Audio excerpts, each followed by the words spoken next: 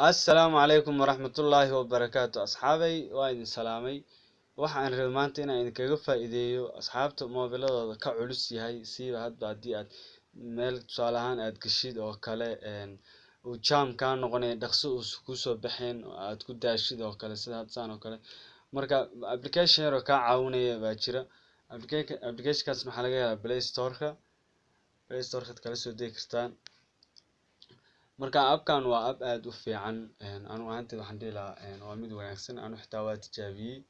oo waa eegay marka waa markaad play storeka tagtid power clean optimize aad ku qortid saas kugu soo baxaya raalli ahaada videoga gacanta ku dhufta waxyar gadaal baan uga laabanayaa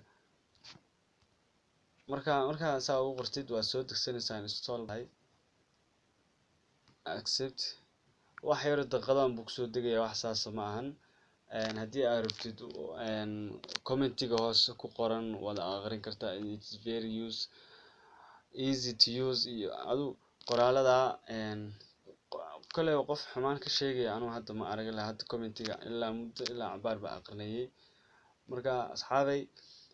programkan waa program fiican mobilka hadduu aad jam u yahay oo culeys u yahay waxyaalo waxaa jira haraa ah haraagaas oo haddii aad chrome ka tagtid haddii aad any browser aad tagtid adigu waxun baa kaa soo raacaya ama meel walba whatsappka ama fiberka meel walba marka waxaasoo dhan buu clean ku sameynayaa wuu dhaqayaa marka okay de open now marka saad wada aragtaan saxafadan yarta baad saa ugu dhufanaysaa daqiiqadiiba saas gebigiisa saas u wada miraya haye clear chunk halkaas sax u saara dib iiga celi midda kalena waxaa waaye memory boost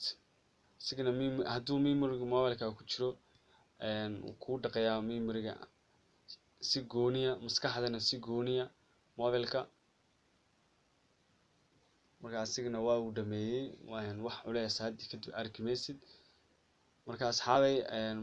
programka laga faa'iidaysto waa mid aad u fiican maantii waxaan dhihi lahaa anigu